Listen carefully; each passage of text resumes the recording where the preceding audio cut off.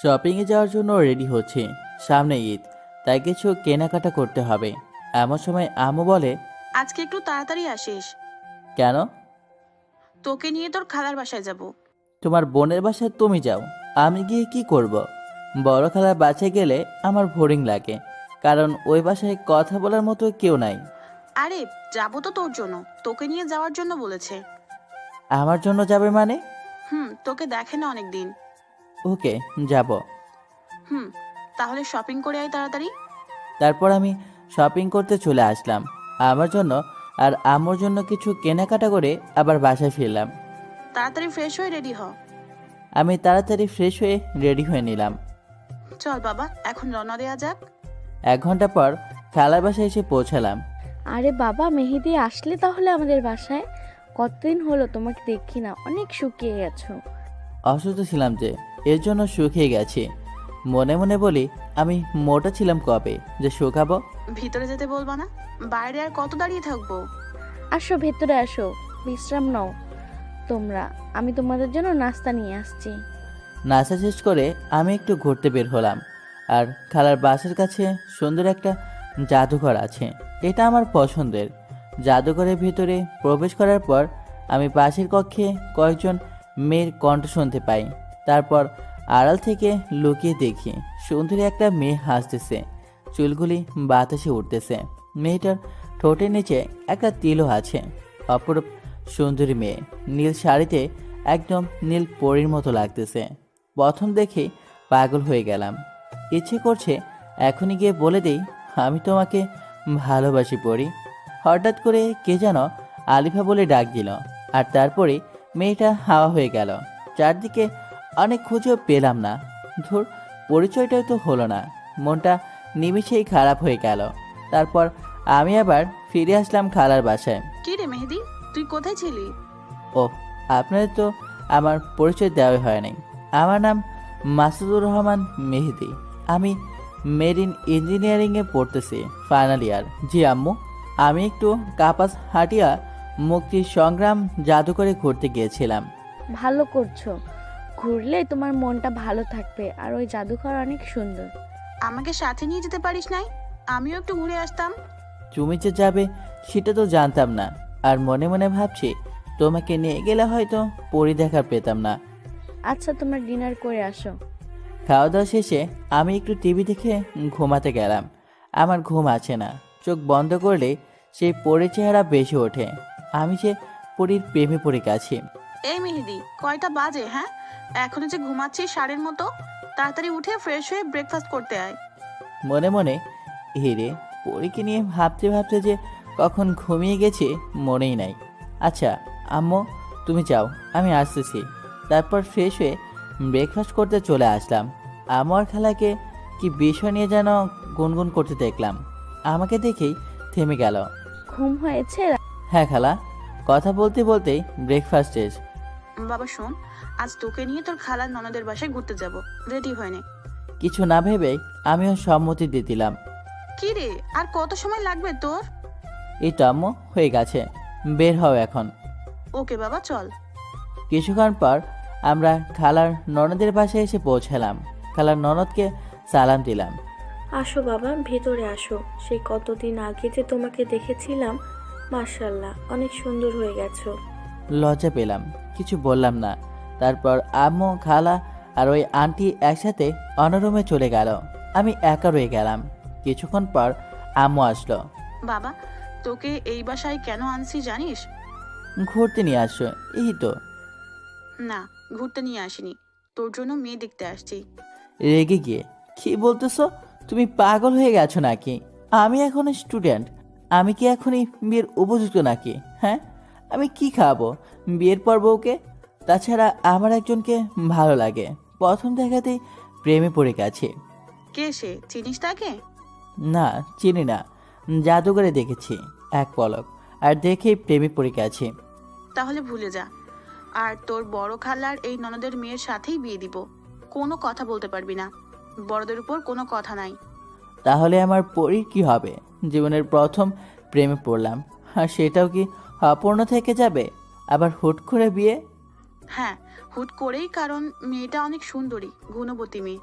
আর মেয়েটি তোকে ঠিক করতে পারবে, কারণ ও তোর 3 মাসের বড়। তুই ওর উপর জোর প্রয়োগ করতে পারবি না। কি? একে তো হুট করে বিয়ে, তার উপর আবার সিনিয়র, আমার জীবনটা তেজপাতা করে দিবে। চুপ করে বসে থাক, ওরা মেয়েকে নিয়ে আসবে। আধা ঘন্টা হয়ে গেল, এখনো মহারানীর আসার কোনো খবরই নাই। না জানি কত আড্ডা মজা মাখতেছে। চুপ কর হারামজাদা, ও এমনিতেই অনেক সুন্দরী, মেকআপ করতে হয় না। আচ্ছা, মানলাম। অতঃপর 45 মিনিট পর মহারানীর আগমন। লম্বা একটা ঘোমটা দিয়ে আসে, দেখার কোনো উপায় নেই। এসেই আমকে পায়ে ধরে সালাম করে নিল না তো, আমার মাকে আমার কাছ থেকে কেড়ে নিল। বেঁচে থাকো মা। এখন লম্বা ঘোমটা সরাও, আমি আমার ছেলের হবু বউকে দেখি। মেয়েটি ঘোমটা সরিয়ে নিল। কি দেখছি? মাথা ঠিক আছে তো? না, একটা চিমটি কেটে দেখি, এটা বাস্তব না সত্য? ওহ, অনেক জোরে চিমটি কেটেছে, ব্যথা পাচ্ছি। তাহলে এটি কোনো স্বপ্ন নয় রে বালক মেহেদি, এ তো আমার সেই জাদুঘরের হারিয়ে যাওয়া পরি। আর আম্মু ওর সাথে আমার বিয়ে ঠিক করেছে। ব্যাপারটা মেঘনা চাইতেই বৃষ্টির মতো।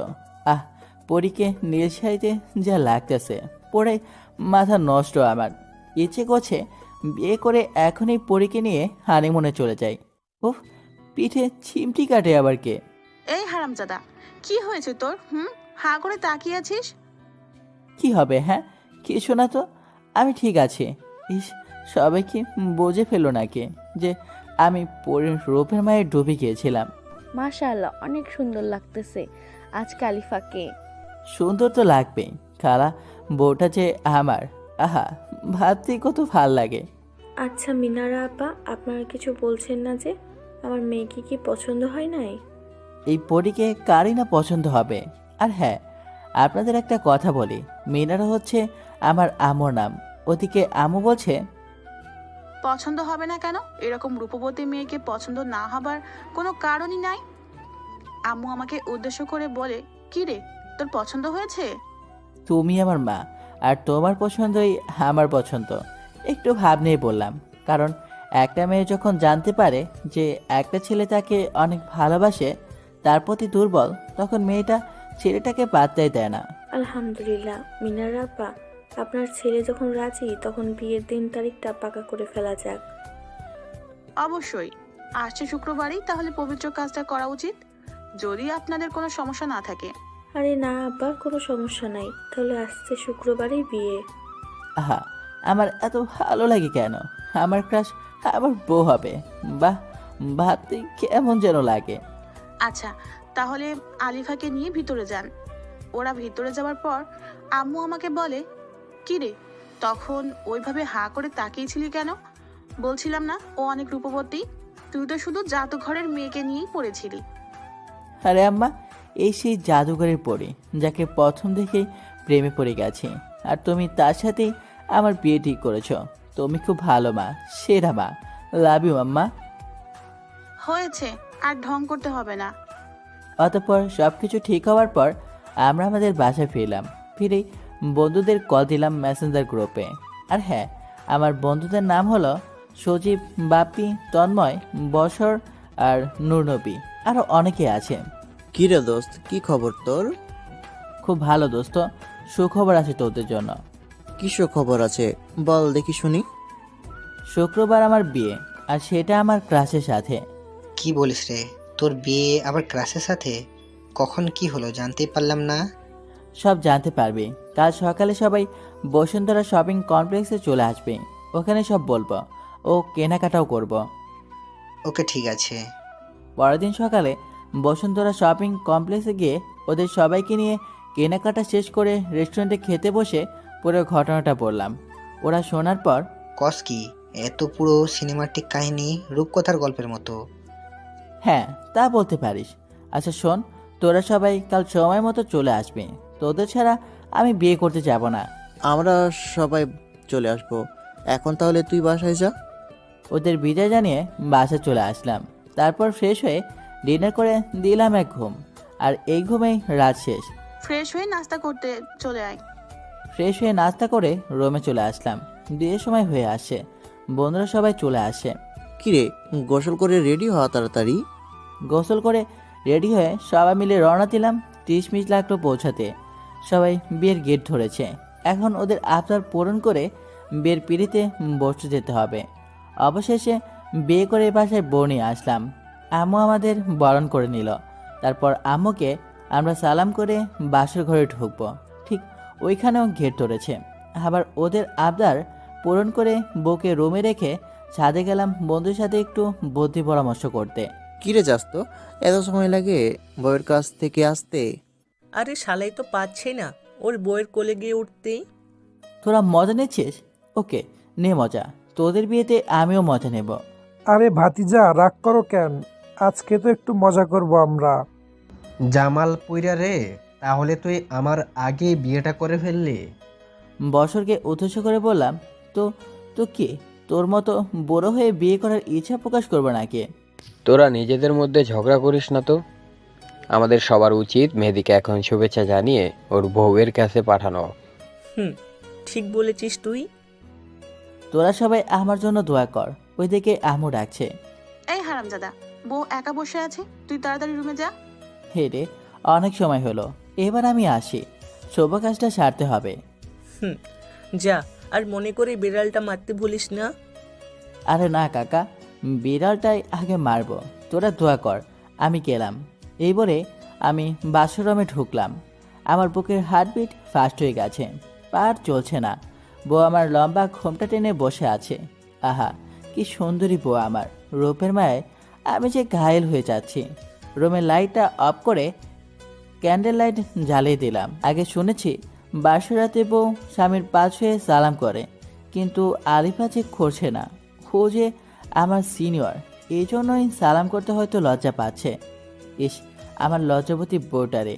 না, আর দেরি করে লাভ নেই, এখন যাওয়া যাক বউয়ের কাছে। অবশেষে এক বুক সাহস নিয়ে বিড়াল মারার কথা মাথায় রেখে আস্তে আস্তে ওর কাছে গিয়ে বসলাম। যেমনি ঘোমটাতে সরাতে যাব, ঠিক ওই মুহূর্তে আমার হাতটি ছাড়িয়ে এনে নিজে ঘোমটা সরিয়ে ফেললো। আহ, কি অপরূপ সুন্দরী আমার বউ, যেন পরেই দেশে রানী। চোখে কাজল, বাঁকা দাঁত, ঠোঁটের নিচে তেল, দ্বিগুল কালো ঘন কেশ। উফ, একদম রূপকথার রাজকন্যা। ওদিকে ঘোমটা সরিয়েও বলছে, এতক্ষণ ঘোমটা দিয়ে বসে থেকে আমার অস্বস্তি বোধ হচ্ছে। আমি ওর হাতটি ধরতে গেছি, ঠিক তখনই, একদম ধরবি না আমাকে। কি বলছো এসব? স্বামী তার বউয়ের হাত ধরবে না তো কে ধরবে? আর তাছাড়া আমি তোমার স্বামী, তুমি আমাকে তুই করে বলছো কেন? কিসের স্বামী, কে স্বামী? ওর কথা শুনে হতভম্ব হয়ে গেলাম। কি বলো এসব? আমি তোমার স্বামী, আজই তো আমাদের বিয়ে হলো। সরি, আমি তোকে আমার স্বামী মানতে পারবো না। তোমার মাথা কি ঠিক আছে নাকি পোড়াই গেছে? হ্যাঁ, এসব কি বলতেছ? মজা করতেছো আমার সাথে? আরে শোন, তোর মতো ছেলের সাথে আমার মজা করতে হবে নাকি? বুঝছি, তুমি আমাকে বোকা বানাচ্ছ। তোর মতো ছেলেকে আমি বোকা বানানোর মতো সময় আমার কাছে নেই। আর আয়নাতে নিজের চেহারাটা কোনোদিন দেখেছিস? হ্যাঁ, একদম গেও ভূত, খ্যাত, কাইলা, চামচিকা। কি আছে হ্যাঁ আমার স্বামী হবার মতো? কোনো যোগ্যতাই নাই তোর মাঝে। ওর কথাগুলো শুনে স্তব্ধ হয়ে গেলাম। কোনো বউ কখনো তার নিজের স্বামীকে এভাবে আঘাত দিয়ে কথা বলে না। ওর কথা শুনে আজ অনেক খারাপ লাগছে, কেননা আমার জন্মদাত্রী মা আমাকে কখনো এভাবে বলা দূরে থাক, কালো অবধি বলেনি। আচ্ছা মানলাম আমি অসুন্দর, কালো, এটা কি আমি নিজে হয়েছি? এমন তো আমাকে ওই সৃষ্টিকর্তা ভালোবেসে বানিয়েছে। অনেক খারাপ লাগছে, কান্না পাচ্ছে, তবুও এক ফোঁটা জল বের হতে দিয়েছি না। নিজেকে শক্ত করে উড়ে পড়লাম। আচ্ছা, আমি কালো, গেও ভূত, খ্যাত, চামচিকা, এটাই কি তুমি দেখতেছো? একটিবার আমার ভেতরের ভালোবাসা দেখবে না? তোর ভালোবাসার গুল্লি মারি আমি, তুই আমাকে আপনি করে বলবি। আচ্ছা বলবো। আপনি জানেন, আমি না আপনাকে প্রথম দেখাতেই ভালোবেসে ফেলেছি। সেদিন জাদুঘরে দেখার পর থেকে আমি আপনার জন্য পাগল। দয়া করে আপনি আমার ভালোবাসাটা বোঝার চেষ্টা করুন। আমি আপনার জন্য আমাকে চেঞ্জ করে ফেলবো, তবুও আপনি আমাকে কষ্ট দিয়েন না। জীবনের প্রথম কাউকে এতটা ভালোবেসেছি আমি। আপনি আর আমাকে আঘাত করে কথা বলবেন না। আমার ভালোবাসাটা মেনে নেন। আপনি যা বলবেন আমি তাই করব। আমি আমার লাইফটাকে স্যাক্রিফাইস করে দেব, দরকার লাগলে। তবুও আপনি আমাকে স্বামীর অধিকার থেকে বঞ্চিত করবেন না। সরি, আমি তোকে মানতে পারবো না। কারণ হচ্ছে আমি একজনকে ভালোবাসি। আমাদের 3 বছরের সম্পর্ক। আরও ডাক্তার। তোর মতো সামান্য মেরিন ইঞ্জিনিয়ারিং পড়ায় না ছাত্র। তাও আবার আমার জুনিয়র তুই। তোরে আমি মানতে পারবো না। ওর সম্পর্কের কথা শুনে আর নিজেকে ঠিক রাখতে পারলাম না। চোখের কোণে পানি বেয়ে বেয়ে পড়তেছে। চোখ মুছে কান্নাজড়িত কণ্ঠে উড়ে বললাম, আচ্ছা আপনার সম্পর্ক আছে, তাহলে এই কথা আগে কেন বলেননি? আমি কি দোষ করেছিলাম? কেন আমার জীবনটা শেষ করে দিলেন? আমারও তো 8-10টা ছেলের মতো বিয়ে করে বউকে নিয়ে সুখে সংসার করার স্বপ্ন ছিল। কেন আপনি আমার সাথে এমন করলেন? আমার কোনো দোষ নেই। আমি কেন তোর মতো ছেলেকে স্বেচ্ছায় বিয়ে করতে যাব? আমার মা আমাকে বলেছে বিয়ে করতে। আর মা ডাক্তারকে মানবে না। তাই আমাকে এত তাড়াতাড়ি হুট করে তোর সাথে বসতে বাধ্য করেছে।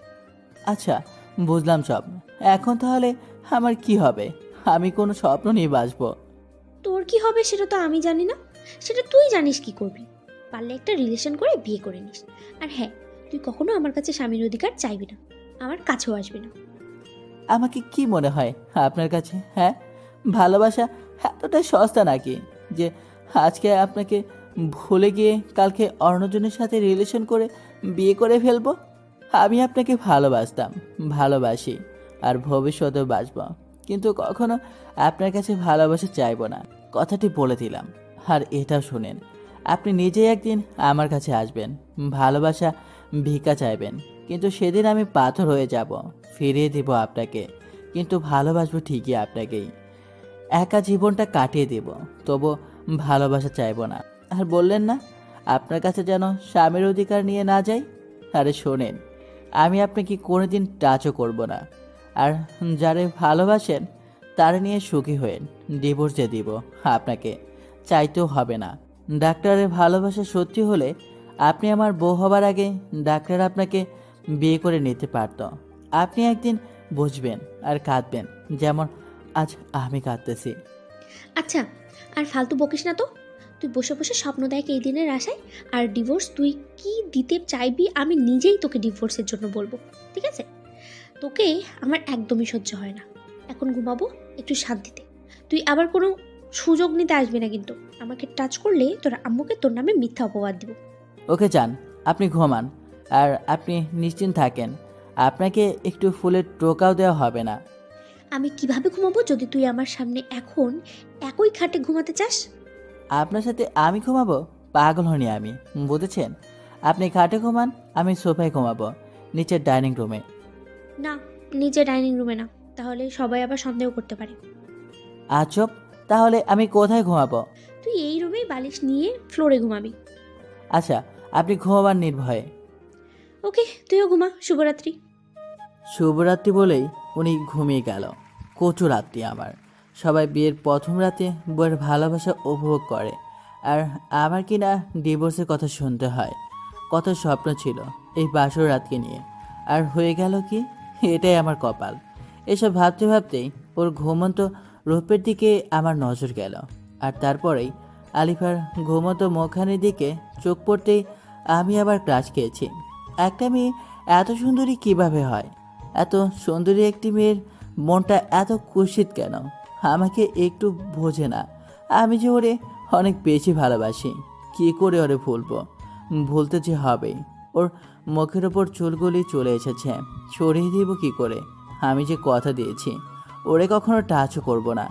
এসব ভাবতে ভাবতে কখন যে ঘুমিয়ে পড়েছি, আর কখন রাতের অন্ধকার কেটে গিয়ে দিনের আলো ফুটে উঠেছে নিজেও জানি না। আমর ডাকে ঘুম ভাঙে। বৌমা, ও বৌমা, সকাল হয়েছে, এবার ঘুম থেকে উঠে ফ্রেশ হয়ে মেহেদিকে সাথে নিয়ে নাস্তা করতে আসো। মা, আপনি যান, আমরা ফ্রেশ হয়ে আসতেছি। মায়ের সাথে কি সুন্দর করে কথা বলল, আর আমার সাথে কুত্তার মতো ব্যবহার করে। এই গেউভূত, ঘুম থেকে উঠে ফ্রেশ হয়ে নাস্তা করতে চল। জি, উঠছি। এরপর ফ্রেশ হয়ে দুজন একসাথে বের হবার আগে ওরে বললাম, শোনেন, আপনার আর আমার মাঝে কি চলছে এবং কি হতে যাচ্ছে সেটা শুধু আমরা জানি, আর কেউ যেন না জানতে পারে।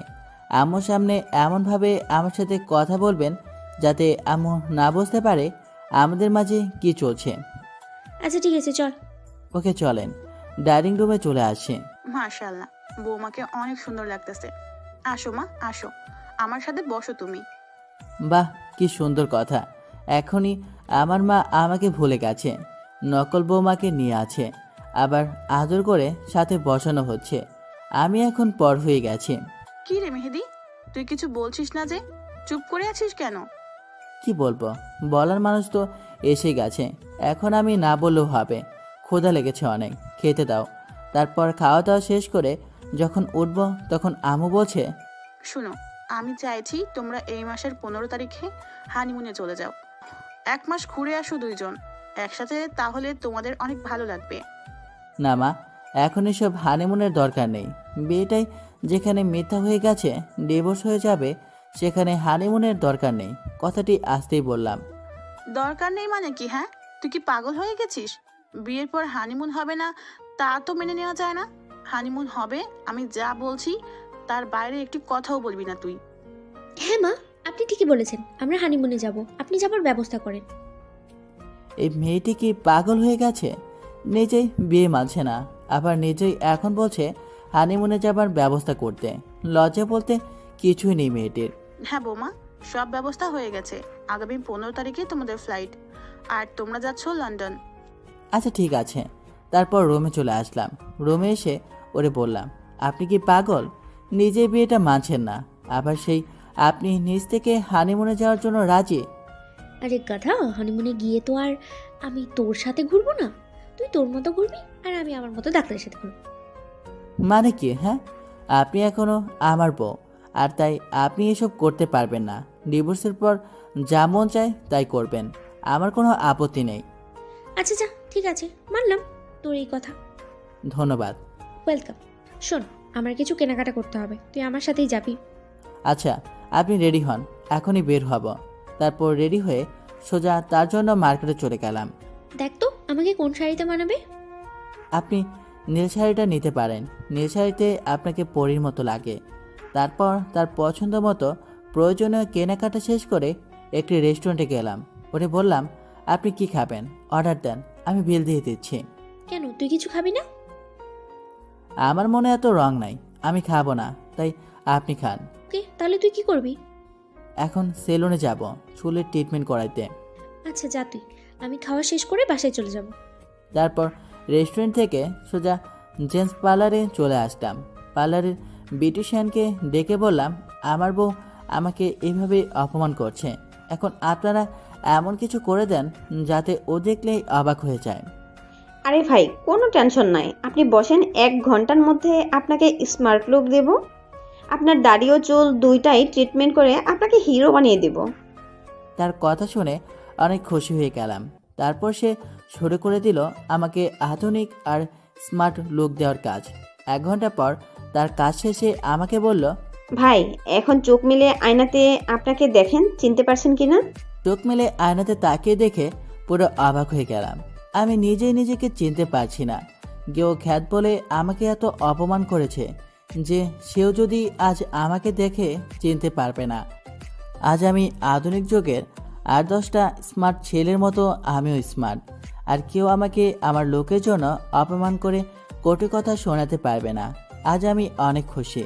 তারপর পার্লারের বিউটিশিয়ান আমার বিল কত হয়েছে তা জেনে তা পরিশোধ করে তার সাথে তাকে 500 টাকা বকশিশ দিয়ে আমি পার্লার ত্যাগ করলাম। রাস্তা যাবার সময় নোটিশ করলাম কয়েকটি মেয়ে আমার দিকে তাকিয়েছিল। এর মানে আমি এখন আর আগের মেহেদি নাই, এখন আমি এক নতুন মেহেদি, যাকে কেউ কখনো বাজে লোকের জন্য অপমান করতে পারবে না। ভাবনা ছেদ পড়ল বাসার সামনে এসে। এবার আমি নিজের মনোভাবকে চেঞ্জ করে বাসায় প্রবেশ করে রুমের দরজায় নক দিলাম। আর 2 বার নক দেওয়ার পর আম্মুর আদেশে আলিফা দরজা খুলতে আসে। আলিফা দরজা খুলতেই অবাক দৃষ্টিতে আমার দিকে তাকিয়ে রইল। তুই মেহেদি না? তোর কি পরিবর্তন, চিনতেই পারছি না। খ্যাত থেকে স্মার্ট হয়ে গেলি কেমনে? তোর দিক থেকে তো চোখই সরাতে পারছি না। আপনার চোখ সরাতে হবে না, আমি সরে যাচ্ছি। সরেন, আমাকে ভেতরে ঢুকতে দেন। আচ্ছা ভিতরে আয়, বলতো তুই এই স্মার্ট হয়েছিস কিভাবে? আগে তো আনস্মার্ট খ্যাত ছিলি। আনস্মার্ট লোকের জন্য কম ছোট করে নাই, এখন আর পারবেন না। মানুষ চাইলে যে কোনো মুহূর্তেই পরিবর্তন হতে পারে। আর পরিবর্তনের কারণটা আজীবন মনে রাখে। আমিও মনে রেখে দিয়েছি আমাকে কতটা অপদস্থ করা হয়েছে তা ভুলবো না কখনো। আর এখন থেকে দেখবেন কিভাবে আমার ভালোবাসা পরিবর্তন হয়ে যায়। আরে তোর পরিবর্তনে আমার কিছু যায় আসে না, বুঝলি? কারণ আমি আমার ডাক্তারকেই ভালোবাসি। বৌমা, তোমরা দুজনে কিসের আলাপ করছো? আরে মেহেদি, তোরা তো পরিবর্তন কিভাবে? আমি কত বলেছি নিজেকে পরিবর্তন করতে, করিসনি। আর এখন বউয়ের ভালোবাসা পেয়ে এত পরিবর্তন? এমনি হানিমুন নিয়ে আলোচনা করছিলাম মা। আমি মনে মনে বললাম, কত বড় মিথ্যা কথাটা বললো ডাইনিটা। আর আমারও যে কথা ভালোবাসা পেয়ে নাকি এমন পরিবর্তন। সত্য কথা যদি জানতো মা অনেক বেশি কষ্ট পেত। যাই হোক, এবার বাস্তবে ফিরে আসা যাক। মা, বিয়ের পর সবাই পরিবর্তন হয়, তাই আমিও হলাম। তাছাড়া আমার বউ যে সুন্দরী, ওর সাথে মানানোর জন্য আমাকে তো একটু পরিবর্তন হতে হবে, তাই না?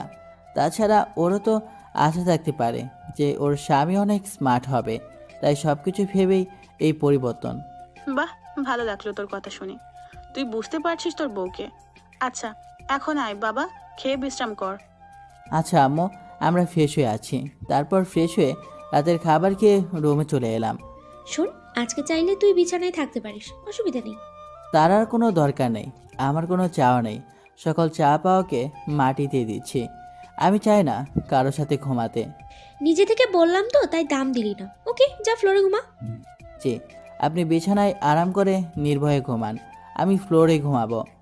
ওকে, গুড নাইট। দরদ দেখাতে আসছে আমাকে, চাই না কেউ আমার প্রতি দরদ দেখাক।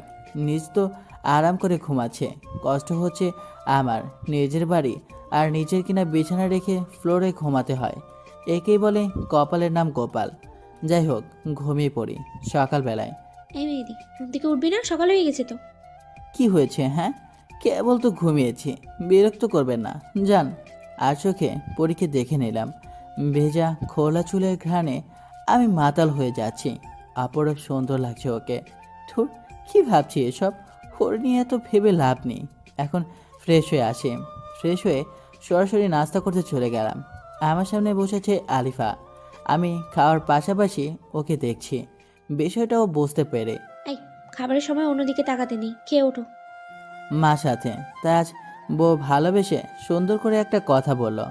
এতদিনের বিবাহিত জীবন অতিবাহিত করার পর মাকে দেখানোর জন্য বলা হলেও এতে আমি ভালোবাসা খুঁজে নিয়েছি। খাওয়া শেষে মা বলল, তোমরা সবকিছু গুছিয়ে ফেলো, আজ বিকালেই তোমাদের হানিমুনের ফ্লাইট। ওয়াও মা, এটা তো খুশির কথা। আমি এক্ষুনি যাচ্ছি সব কিছু গোছাতে। এই, তুমিও আসো, আমাকে হেল্প করবে। আমাকে উদ্দেশ্য করে বলল, আচ্ছা চলো। মনে মনে ভাবছি, বউটা এত ভালো হলো কেমনে? আজ ওর কথাতে শুধু ভালোবাসা লেগে আছে। যাই হোক, আমাদের সব কিছু গোছানো শেষ, আমরা এখন রেডি হব। আমাদের সাথে আমও যাবে, আমাদের এয়ারপোর্ট পর্যন্ত দিয়ে আসবে, সাথে ফ্রেন্ডও আছে। অবশেষে 1 ঘন্টা পর আমরা এয়ারপোর্টে এসে পৌঁছালাম। এই নে বাবা, তোদের দুইজনের টিকিট, সাবধানে রাখ, আর গিয়ে পৌঁছালেই জানাবি। আচ্ছা মা, আমাদের জন্য দোয়া করবে। সাবধানে যাস, আর কোনো দরকার পড়লে জানাতে ভুলবি না। আর হানিমুন থেকে আসার সময় সুখবরটাও নিয়ে আসবি। আচ্ছা, তোমরা সবাই ভালো থাকো। আর মা, তুমি নিজের প্রতি খেয়াল রাখবে, ঠিকমতো ওষুধগুলো খাবে। কোনো কিছু দরকার হলে আমার বন্ধুদের বলবে। আর শোন বন্ধু, তোরাও ভালো থাকিস আর দোয়া করিস।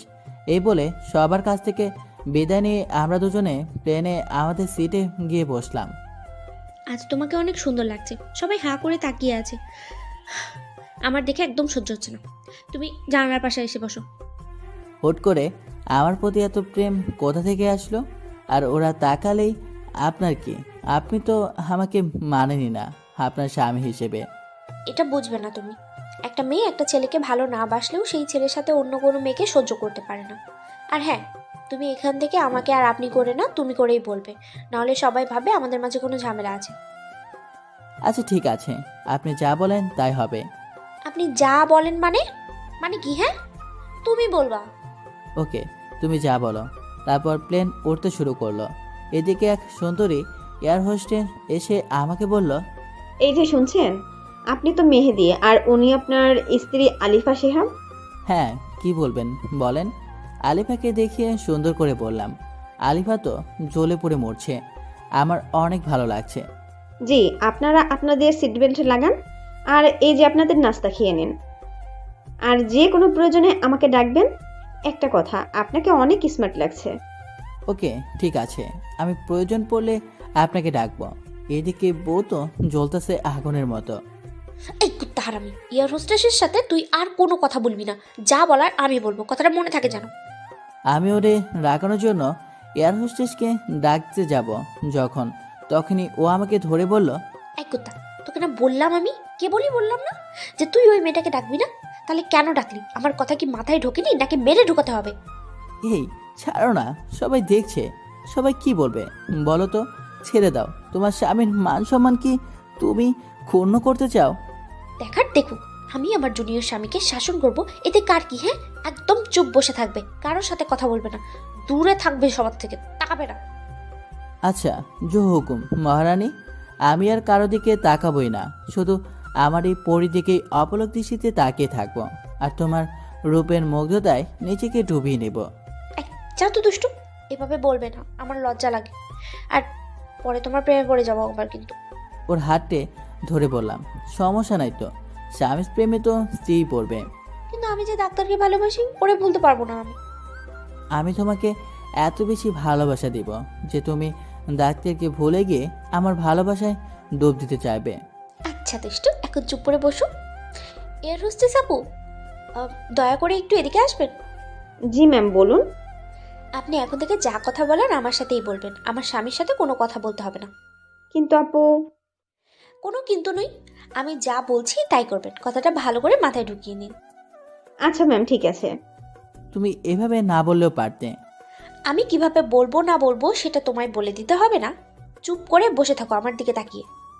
আচ্ছা বউ, ব্যাপারটা বুঝি না, ও কি করে প্রেমে পড়লো আমার, হঠাৎ করে এত ভালোবাসা দেখাচ্ছে কেন? যাই হোক, আমি এত কিছু ভাবতে পারবো না, বরং ওর দিকে তাকিয়ে ওর রূপের মুগ্ধতায় ডুবে যাই। অতঃপর 3 ঘন্টা শেষে প্লেন অবতরণ করলো। এই, আমার হাত ধরে নিয়ে নামবে, একা একা চলে যাচ্ছে বুকে রেখে, কত বড় কলিজা। আচ্ছা আসো। তারপর আমরা এয়ারপোর্ট থেকে ট্যাক্সি নিয়ে সোজা বালির রিসোর্টের কাছাকাছি একটা হোটেলে গিয়ে উঠি। হোটেলটি খুব নিরিবিলি জায়গায়, সমুদ্রের সাথে, তাই বারান্দা থেকে সমুদ্রের ভিউটা উপভোগ করা যায়। আমাদের পৌঁছাতে সন্ধ্যা হয়ে গেছে, তাই আর আজ সমুদ্র সৈকতে যায়নি। এসেই বাসায় ফোন দিয়ে আম্মুকে ও বন্ধুদের জানিয়ে বারান্দায় বসে সমুদ্রের তীরে আসে পড়া ঢেউয়ার সমুদ্রের ভিউটা উপভোগ করছি। এমতো অবস্থায়, এই আর কতক্ষণ বসে থাকবে? এসো, ডিনার করে এসে গল্প করব। ওকে চলো। তারপর দুজন একসাথে হাত ধরে হাত মিলিয়ে চলে গেলাম ডিনার করতে। ডিনার শেষ করে দুজন 2 কাপ কফি নিয়ে বারান্দায় বসে সমুদ্রের মনোরম পরিবেশটা উপভোগ করতেছি। দেখছো সমুদ্র কত সুন্দর। কালকে আমরা ব্রেকফাস্ট করেই সৈকতে চলে যাব। আচ্ছা বউ, যাব। তোমাকে অনেক সুন্দর লাগছে, তোমার চোখের লেপটানো কাজল, দ্বিগুল কালো কেশ, ঠোঁটের নিচে তিল আমাকে কিল করে নিচ্ছে। তোমার চুলের ঘ্রাণে আমি মাতাল হয়ে যাচ্ছি। আমার ইচ্ছে করছে আজ তোমার মাঝে ডুবে যেতে। ইস, এভাবে বলিও না। আসো, আজ তোমাকে আমি আমার করে নেব। আজ আমার খুব ভালো লাগছে। আজ আমি আমার বউয়ের ভালোবাসা একদম কাছ থেকে উপভোগ করব। তারপর সোজা চলে গেলাম বেডরুমে। আসো, কাছে আসো। মাতাল হয়ে ওর নেশায় ডুবে যাওয়ার জন্য কাছে চলে গেলাম, একদম কাছে। ওর নিঃশ্বাস আমার মুখে, আর আমার নিঃশ্বাস ওর মুখের উপর পড়ছে। এই সরো, কিচ্ছু হবে না, আমার পাশে চুপ করে ঘুমিয়ে পড়বে, কোনো দুষ্টুমি নয়। ধ্যাৎ, ভাল লাগে না এই সময় কেউ এমন কথা বলে। নিজেই বলল ওর করে নেবে, এখন আবার নিজেই বলে কি না কিছুই হবে না। এটা কেমন ভালোবাসা? ধ্যাৎ, ভাল লাগে না। ঘুমিয়ে পড়ি, যা হবার কাল হবে। সকাল ওর চিমটি খেয়ে ঘুম শেষ। এই ওঠো, ফ্রেশ হয়ে নাস্তা করে বেঁচে যাব। আচ্ছা আমি আসি ফ্রেশ হয়ে। আর এত জোরে কেউ চিমটি দেয় নাকি? অনেক লেগেছে। এইটুকুতেই লাগছে, আরো ব্যথা অপেক্ষা করতেছে। Just wait maybe, just wait. কি বিড়বিড় করতেছো? কিছু না, ফ্রেশ হয়ে এসো। ফ্রেশ হয়ে নাস্তা করে দুজনে বালির একটি কফি শপে গেলাম। এখানে অনেক ভালো কফি পাওয়া যায়, যা বিশ্বের সেরা মানের কফি, এবং এখান থেকে এগুলো সাপ্লাই দেওয়া হয়। আর এই কফির এক জাতের পচা মাছের থেকে বানানো হয়। এটা শুনে আমার আর কফি খেতে ইচ্ছে করছে না, তবু এখানে আসি। আর এখানে নামকরা কফি না খাইলে তো হবে না। তারপর দুজনে কফি খেয়ে বিচের দিকে রওনা দিলাম। দেখেছো বীজটা কত সুন্দর, পানি একদম ফ্রেশ, নিচে বালি দেখা যাচ্ছে, এত পরিষ্কার। তাই এই চলো না একটু দুজনে ভিজে গোসল করে যাই। না, এখানে না, এখানে সবচেয়ে আকর্ষণীয় পিঙ্ক বিচে গিয়ে বেচবো। আচ্ছা চলো তাহলে আমরা পিঙ্ক বিচে যাই। তারপর আমরা একটা স্পিড বোট করে পিঙ্ক বিচে গেলাম। ওয়াও জোস, কত সুন্দর বীজ, একদম পিঙ্ক। আর এজন্য এই বিচের নাম পিঙ্ক বিচ। ওকে চলো সুইম কস্টিউম পরে আমরা সাঁতার কাটবো। ওকে। তারপর দুজনে সুইমিং কস্টিউম পরে পানিতে নেমে পড়লাম। অনেক ভালো লাগছে আমার আজকে। এই চলো না আমরা ওই পাশে যাই, এ পাশে মানুষ আছে, ওই পাশে কেউ নেই, নিশ্চয়ই ওই পাশের পানি আরো বেশি পরিষ্কার। আচ্ছা চলো, আমরা শুধু, আর কেউ নাই এখানে। সাগরের ওথালটেও আসে পড়ছে বিচে, ভিউটা জোর, আর সাথে সুন্দরী বউ, সব মিলিয়ে নিজেকে সিনেমার হিরো মনে হচ্ছে। এই আমি একটু ঝিনুক করাবো, আমার অনেক শখ এটা। আচ্ছা যাও। আমি সাঁতার কাটতে লাগলাম। থাকতে থাকতে হুট করে একটি বড় ঢেউ এসে আমাকে ভাসিয়ে নিয়ে তীরে ফেলল। তারপর আমি মাথা উঁচু করে দেখি 5 জন বকাটে গুন্ডা টাইপের লোক আমার সামনে দাঁড়িয়ে। আমি উঠে যেতে লাগলে একজন কাঁধে হাত রেখে বলে, কোথায় যাবেন ভাই? আমার বউকে নিয়ে এখন হোটেলে ফিরব। কেন জানি তাদের আমার সুবিধা মনে হচ্ছে না, তাই চলে যেতে চাইলাম। ভাই আপনি মনে হয় ভুলে গেছেন, এখানে কেউ আসলে আর ফিরে যেতে পারে না। কথাটি শুনে আমার গা শিউরে ওঠে। চোপসে যাওয়ার কণ্ঠে বললাম, কি বলছেন ভাই? যেতে পারবো না কেন? আসি যখন তখন যেতে পারবো। সিগারেটের জোরে টান দিয়ে আমার মুখে ধোয়া ফু দিয়ে বলল, এই বিচ পিঙ্ক বিচ হলেও আজ তোর জন্য এই বিচ ডেড বিচ। বুঝতে আর দেরি হলো না, এরা গুন্ডা। আমাকে ফেলে হয়তো আমার বউকে নিয়ে চলে যাবে। আমি এদিক ওদিক তাকিয়ে দেখি আলিফা কোথাও নেই। আমি অনেক ভয় পেয়ে যাই। আমি পালানোর চেষ্টা করার আগেই হায়নার দল আমার উপর ঝাঁপিয়ে পড়ল। প্রাণপণে চেষ্টা করলাম নিজেকে বাঁচানোর জন্য, কিন্তু পেরে উঠলাম না 5 জনের সাথে। অনেকক্ষণ মারার পর তারা ভাবছে আমি মারা গিয়েছি।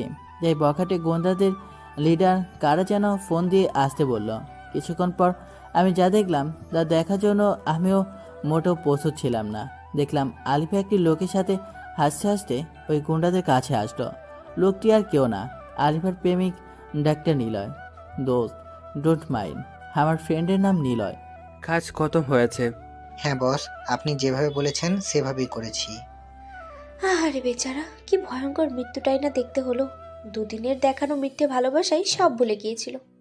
লাশটাকে এই সমুদ্রে ভাসিয়ে দে, আর নে তোদের পারিশ্রমিক। এসব কি দেখছি, কি শুনলাম আমি? আমার ভালোবাসাই আমার মৃত্যুর কারণ। আমি কি দোষ করেছিলাম? শুধু ভালোবেসেছিলাম। আমি তো নিজে ওর লাইফ থেকে সরে যেতে চেয়েছি, আর হোকি না আমাকে এভাবে মিথ্যে ভালোবাসার লোভ দেখে এভাবে পৃথিবী থেকে সরিয়ে দিয়েছে। এত নিষ্ঠুর হয় কিভাবে একটা মানুষ? চলে গেল ওরা দুজন, আর বকাটেরা আমাকে জোরে জোরে লাঠি দিয়ে আঘাত করে আমাকে ভাসিয়ে দিল। তারপর আমার আর কিছু মনে নেই। তারপর হঠাৎ একদিন আমার জ্ঞান ফিরে আসে, আর নিজেকে একটা চারকোনা দেয়ালের মাঝে আবিষ্কার করি। কিন্তু আমি এখানে কি করে আসলাম? কে আমাকে নিয়ে আসলো এখানে? আর আমার তো বাজারের কথা ছিল না, তাহলে আমি কিভাবে বেঁচে আছি? হয়তো কে আমাকে উদ্ধার করে সেবা দিয়ে বাঁচিয়েছে। আল্লাহ চায়নি আমার মৃত্যু। আমার যে ফিরতে হবে, প্রতিশোধ নিতে হবে। কিন্তু আমি তো উঠতে পারছি না। তার মানে কি আমি আর হাঁটতে পারবো না? ভাবতেই দুচোখ পেয়ে জল গড়িয়ে পড়ছে। হঠাৎ করে একজন লোকের আগমন, মাঝবয়সী, মাঝারি উচ্চতার, দেখে মনে হচ্ছে ডাক্তার হবে। তার মানে এই ডাক্তার আমার চিকিৎসা করেছে। কিছুক্ষণ পর একজন বৃদ্ধ আসলো আর ডাক্তারকে কি যেন বলল। আমি বুঝতে পারলাম না, কারণ আমি বাঙালি আর এরা তো ইন্দোনেশিয়ান, তাই তাদের কথা আমার বোধগম্য নয়। তারপর ডাক্তার এসে আমাকে ইশারা করলো উঠে বসতে, কিন্তু আমি যে উঠতেই পারছি না। এত বাজেভাবে আমাকে মেরেছে ওই হায়নার দল যে আমি উঠতেই পারছি না। আমার কোনো হাত পা নাড়াতে পারছি না। আমি কি কখনো সুস্থ হব না তাহলে? আর আমি কবে আমার মায়ের কাছে যাব? হয়তোবা ওই কালনাগিনী গিয়ে বলেছে আমি আর বেঁচে নেই। আমার মা কেমন আছে, কি করছে, কিছুই জানার উপায় নেই। আর ওদিকে কালনাগিনী সম্ভবত ডাক্তারকে নিয়ে বিয়ে করে সুখে সংসার করছে। সুখ সবার কপালে থাকে না। আজ আমি বেঁচে থাকার পরেও মৃত। আমার কোনো ক্ষমতা নেই হাতে। আজ আমি অসহায়। আমার ফোন, টাকা পয়সা যা ছিল সব নিয়ে নিছে। আমি কবে সুস্থ হব আর কবেই বা মায়ের কাছে ফিরে যাব? হয়তো মা এতদিনে ছেলের মৃত্যুর খবর পেয়ে ভেঙে পড়েছে, আর হয়তো মনেই নেই আমাকে। ডাক্তার তার ব্যাগ থেকে ওষুধ বের করে খাইয়ে দিয়ে বৃদ্ধ লোকটাকে কী যেন বলে চলে গেলেন। অনেক ক্ষুধা লেগেছে, কিন্তু খাবো কি করে? ইশারা দিলাম বৃদ্ধকে। বৃদ্ধ সাড়া দিল। তাকে হাত মুখের দিকে নিয়ে বললাম আমার খিদে পেয়েছে। তারপর বৃদ্ধ গেলেন আর আমার জন্য খাবার নিয়ে এলেন।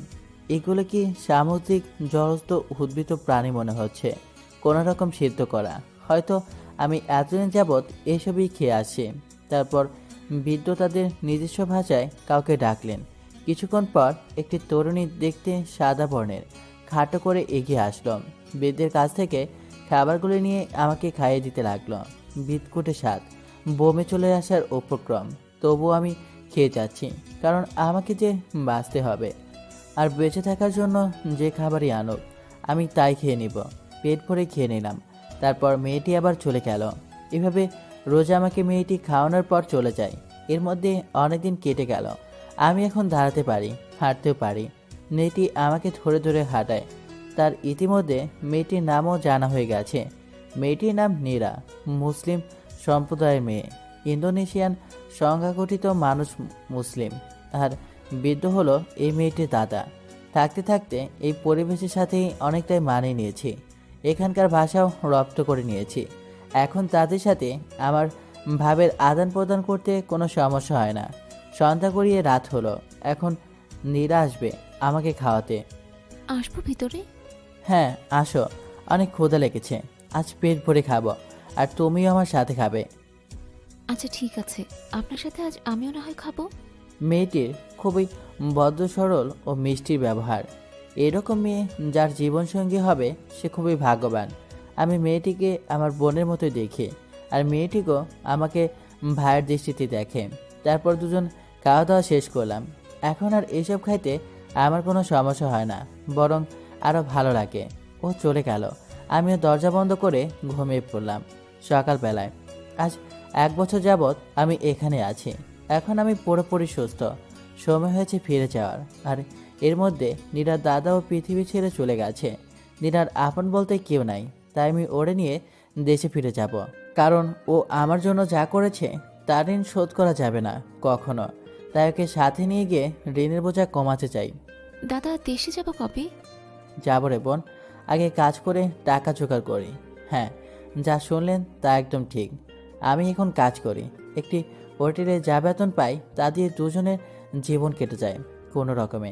আর দেশে যাবার জন্য কিছু করে টাকা জমাই। অতঃপর আরও 6 মাস অতিবাহিত হবার পর আমরা দেশে যাবার জন্য প্লেনের টিকিট সংগ্রহ করেছি। আজ নিজের চঙ্গি ডুবকে পরিবর্তন করে আসি, আবার সেই আগের মেয়েদে হয়ে গেছি। দাদা আমার আজ সত্যি খুব খুশি লাগছে। কেন রে বোন, তুই আজ এত খুশি, কারণটা কি? এই যে দাদা, আজ আমি তোমার সাথে তোমার দেশে তোমার বাসায় যাব। তোমার তো কেউ নেই। ছোটবেলায় বাপ মা মারা গেছে অসুখে। দাদার কাছে বড় হয়েছি। তারপর একদিন দাদা তোমাকে সমুদ্রের মাছ ধরতে গিয়ে উদ্ধার করে আনে। তারপর থেকে তোমাকে আমি নিজের হাতে খাইয়ে সেবা দিয়ে সুস্থ করে তুলেছি। দাদাও চলে গেল। এখন আপন বলতে তুমি ছাড়া আর কেউই নেই আমার। তোমার সাথে যেতে পারবো, তোমার মাকে নিজের মা করে পাবো। মায়ের আদর তো পাওয়া হয়নি কখনো। তোমার মায়ের আদর পেয়ে সেটা ভুলে যাব। তাই আজ আমার জন্য অনেক সুখের দিন। পাগলি এসব বলে কেঁদে দিয়েছে, বড্ড ইমোশনাল। এই পাগলি কাঁদছিস কেন? তোর সাথে আমি আছি না, তোকে কখনো কষ্ট পেতে দিব না। তুই যে আমাকে আমার বিপদের সময় রক্ষা করেছিস। আর আমার মা মানে তোর মা, তুই অতীতে সব কষ্ট ভুলে যাবি। আমার মা যখন জানবে তখন তোকে অনেক আদর করবে। চোখের পানি মুছে ফেল, আর কাঁদবি না। জানিস না তুই কাঁদলে আমার ভালো লাগে না। দাদা কোথায়? আমি কাঁদছি না তো। দেখো এই যে আমি আজ কত খুশি। ওটা তো সুখের কান্না ছিল দাদা, আমি আর কাঁদবো না। এই তো লক্ষ্মী বোন আমার। আচ্ছা দাদা, রেডি হও, আমিও রেডি হয়ে আসছি, তারপর দুই ভাই বোন বের হব। আচ্ছা বোন, রেডি হচ্ছে। দাদা বের হও, দেখো তোমার বোনকে কেমন লাগছে। তোমার কিনে দেয়া বাঙালি কাপড় পরেছি আজ। বাহ, তোকে তো আজ অনেক সুন্দর লাগছে, একদম বাঙালি। সুন্দর তো লাগবেই, বোনটা যে হিরো ভাইয়ের। দাদা তোমাকে আজ নায়কের মতো লাগছে। তাই নাকি? নায়িকা কি পাবো তাহলে? পাবে না মানে সিরিয়াল লেগে যাবে। যে মেয়ে আমার ভাইকে পছন্দ না করবে তার চোখই নষ্ট। পছন্দ যদি করতো বোন, তাহলে কি আমার সাথে এমন দুর্ঘটনা ঘটতো? চুপ করো তো, তোমাকে না কতবার বলেছি ওসব আর মনে আনবে না। আল্লাহ যা করে ভালোর জন্যই করে। এমন দুর্ঘটনা না ঘটলে তুমি তো আর মনটা বুঝতে পারতে না। আর সব থেকে বড় কথা, আমি দাদাকে পেতাম না, তাই যা হবার হয়েছে তা ভুলে যাও। আচ্ছা বোন, আমি ভুলে গেলাম। এখন চল আমরা বের হই। ওকে দাদা, চলো। তারপর আমরা এয়ারপোর্টে এসে আমাদের ফ্লাইটের প্লেনে গিয়ে উঠি। অতঃপর 3 ঘন্টা যাত্রা শেষে প্রিয় জন্মভূমিতে প্লেন অবতরণ করলো। 1.5 বছর পর আজ দেশের মাটিতে পা রাখলাম। আজ আমার চেয়ে খুশি হবার মতো আর কেউ নাই। তারপর ট্যাক্সি নিয়ে সোজা বাড়ির উদ্দেশ্যে রওনা দিলাম। দাদা তোমাদের দেশ তো অনেক সুন্দর, চারিদিকে সবুজের সমারোহ, কি সুন্দর লাগছে। তোমাদের দেশ মানে কি? বল। আমাদের দেশ। ও সরি দাদা, আমাদের দেশ। রাগ করবে না, ভুলে বলে ফেলেছি। আচ্ছা, সব কিছুই কেমন যেন পরিবর্তন হয়ে গেছে। 1.5 বছরে অনেক উন্নত হয়ে গেছে আমাদের দেশের। আর কতক্ষণ লাগবে বাসায় যেতে? এই তো আর 10 মিনিট। অবশেষে আমি আমার বাসার সামনে। বাসাটা একদম নিস্তব্ধ হয়ে আছে আমার অভাবে। দরজাতে নক করবো কি বোন? আমাকে দেখে কি চিনতে পারবে? না জানি আমাকে ভুলে গেছে। দরজা খুলে হয়তো চোখের ভুল ভেবে আবার লাগিয়ে দেবে, না হয় ভূত ভেবে চিৎকার করে উঠবে। আরে দাদা, কিচ্ছু হবে না, আল্লাহ ভরসা। তুমি নক করেই দেখো। সব ভাবনা ঝেড়ে ফেলে নক করলাম। দরজা খুলতেই আমি অবাক। দরজা খুলে দেখতেই আমি অবাক। মনে হলো সামনে আলিফা দাঁড়িয়ে ছিল। তাহলে আবার কোথায় চলে গেল? আমি ভুল দেখছি হয়তো। দরজার সামনে দাঁড়িয়ে আছে আমার জননী। চেহারার একই হাল, চেনা যাচ্ছে না, পাগলদের মতো হয়ে গেছে। মা আমাকে দেখে বলল, কে? দেখতে তো মেহেদির মতো লাগছে। কে তুমি বাবা? যা বলেছিলাম তাই হলো। মা আমাকে চিনতে পারছেন না। অবশ্য না চিনতে পারাটাই স্বাভাবিক, কারণ সকলের কাছে আজ আমি মৃত। আমি মা, তোমার ছেলে মেহেদি। আমার ছেলে?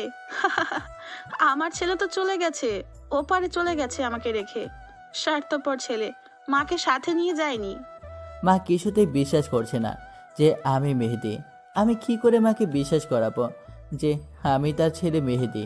ও হ্যাঁ, মনে পড়েছে, মা আমাকে নিজের গলার হার পরিয়ে দিয়েছে ছোটবেলায়। সব কিছু হারারা নিয়ে গেলেও এটা নিতে পারেনি।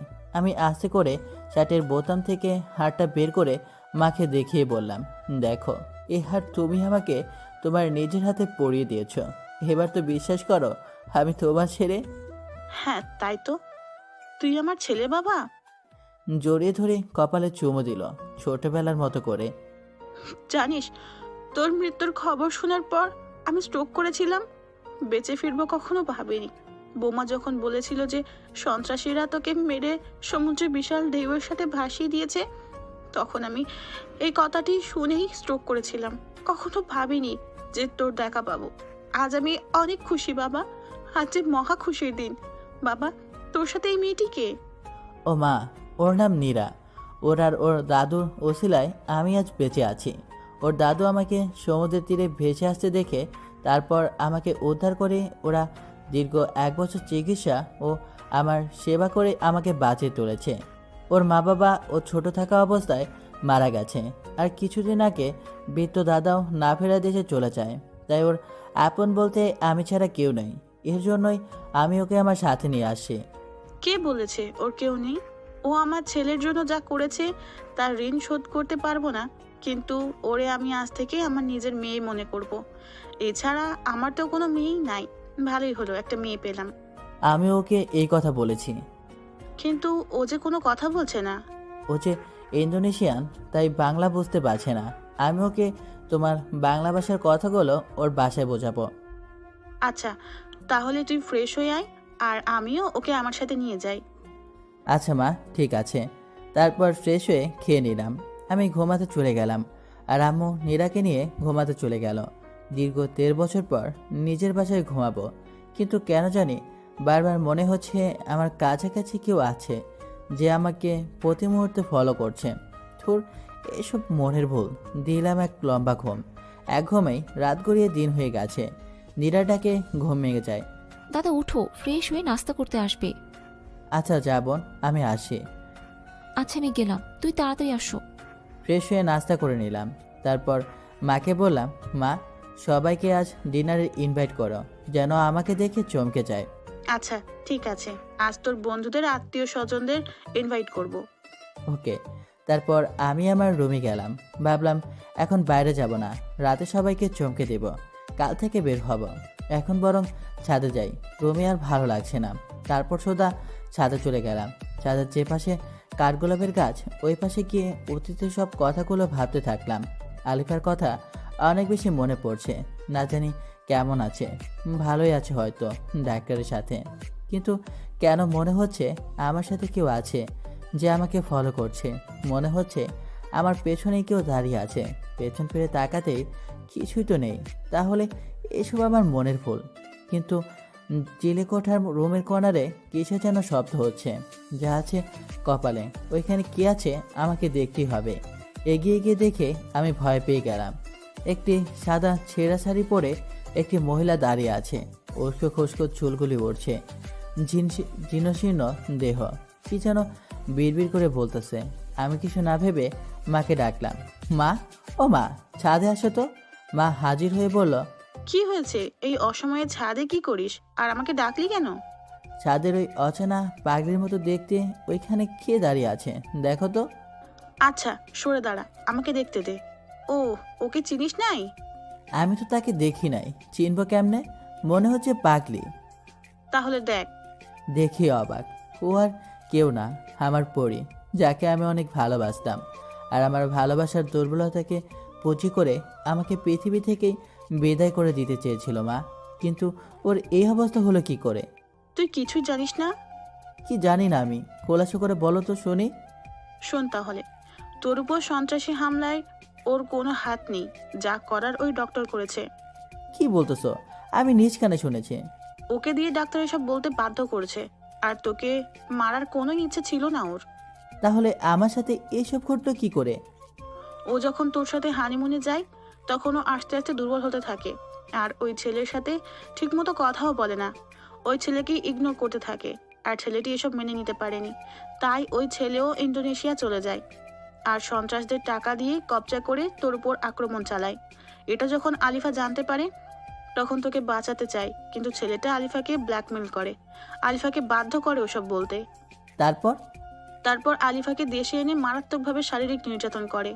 আলিফা কিছু বলেনি? আলিফা অনেক বলেছে, ভিক্ষে চেয়েছে ছেলেটার ভালোবাসা। কিন্তু ছেলেটা বলে ও নাকি আলিফাকে ভালোই বাসেনি, শুধুমাত্র ব্যবহার করার জন্য এসব করেছে। আলিফা এসব শুনে অনেক কান্না করে আর তোর জন্য আফসোস করে। ও তখন বুঝতে পারে ছেলেটি ওর জন্য ভুল ছিল। ছেলেটা অনেক নির্যাতন করে, আমাদের বাসার সামনে এনে ফেলে দিয়ে চলে যায়। তারপর আমি বাইরে বের হলে ওকে উদ্ধার করি, আর ওর মুখে সব ঘটনা শুনি। ও তোর সাথে খারাপ ব্যবহার করার জন্য নিজেকে দোষী ভাবতে শুরু করে আর পাগলামি শুরু করে দেয়। সুইসাইডও করতে গেছিল, আমি বাধা দিয়েছি। এরপর তোর শোকেই মেয়েটি আস্তে আস্তে পাগল হয়ে যায়। ঠিক মতো খায় না, ঘুমায় না, শুধু তোর কথা বিড়বিড় করে বলে একা একা। অজান্তেই চোখের পানি বের হয়ে আসলো। আমি যখন চেয়েছি তখন বোঝেনি, আর এখন আমাকে এত ভালোবাসে। একদম চেনার উপায় নাই। কি হয়েছে শরীরের? কত সুন্দর ছিল, আর কি হয়ে গেল? মা, ওকে চিকিৎসা করাওনি সুস্থ করে তোলার জন্য? অনেক চিকিৎসা করেছি, কোনো লাভ হয়নি। ডক্টর বলেছে ও কোনোদিন সুস্থ হবে না। তবে কি মা, কোনো সুযোগ আছে নিশ্চয়ই। আমি ওকে সুস্থ করে তুলবই। ওকে সুস্থ করার উপায়টি হলো ভালোবাসা। মানে? হ্যাঁ, একমাত্র ভালোবাসা দ্বারা ওরে সুস্থ করা সম্ভব। ভালোবাসা পারে না এমন কিছুই নেই। ভালোবাসা পেলে বনের হিংস্র পশুও পোষ মানে। তাই একমাত্র ভালোবাসা দিয়েই ওরে আবার আগের অবস্থায় ফিরিয়ে আনা সম্ভব। সত্যি? তাহলে তো আমি পারবো ওরে সুস্থ করে তুলতে, কারণ আমি ওরে অনেক বেশি ভালোবাসি। আমার প্রতিটি স্পন্দনের সাথে ও মিশে গেছে। হ্যাঁ, আমারও বিশ্বাস তুই পারবি। দোয়া করো মা, আমি যেন আমার ভালোবাসা দিয়ে ওরে আবার আগের স্বাভাবিক জীবনে ফিরিয়ে আনতে পারি। দোয়া করি বাবা, তুই সফল হ। কিন্তু আরেকটি কাজে আমাকে করতেই হবে মা। কি কাজ এটা?